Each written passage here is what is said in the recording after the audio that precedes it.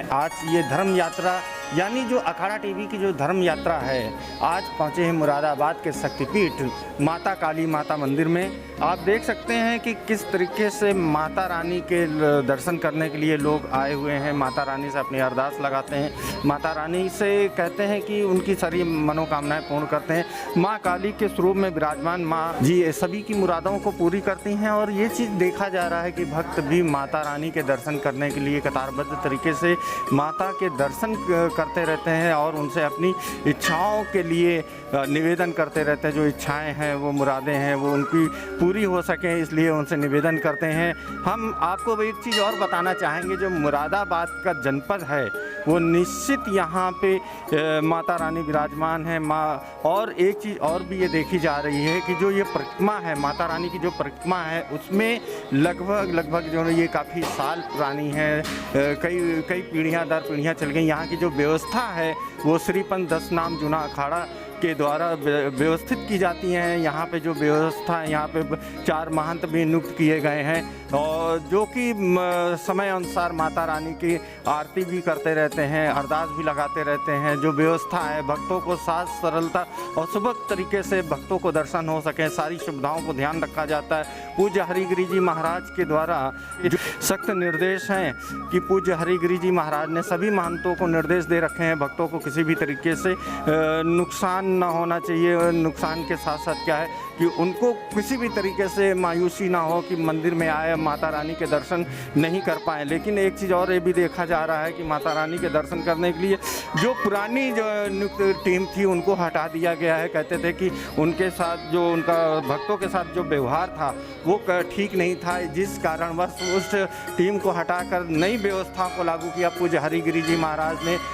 4 लोगों की नियुक्त की गई। उन्हीं के साथ हमारे साथ मौजूद हैं महाकाल गिरी जी महाराज, जिन्होंने यहाँ की व्यवस्थाओं में उनको नियुक्त किया गया है। यहाँ की व्यवस्थाएं देखेंगे महाराज जी। एक चीज़ देखा जा रहा है कि जो व्यवस्था है वो किस तरीके से सुचारू रूप से, और आपकी तरफ से क्या पहले यहाँ पे जो भी आज तक की व्यवस्थाओं में कहीं पे भी जो भी त्रुटियाँ हो रही थी, सबसे पहले हम यहाँ पे ख़ास तौर पे जो स्वच्छता है उस पर मुख्य रूप से ध्यान रख रहे हैं और उसको सुचारू रूप से चालित कर रहे हैं। और दूसरे में यह है कि यहाँ पे जो भी आने जाने वाले श्रद्धालुओं को जिस भी प्रकार की दिक्कत थी उसको दुरुस्त किया जा रहा है। और तथा यहाँ पे मंदिर की हर प्रकार की जो व्यवस्था है, जैसे साफ़ सफाई है, गौ सेवा है, और प्लस मंदिर में आने वाले सभी श्रद्धालुओं के लिए उचित दर्शन की व्यवस्था है, उस पर विशेष रूप से कार्य किया जा रहा है। महाराज जी, अभी आपको कुछ ही समय व्यवस्था को संभालने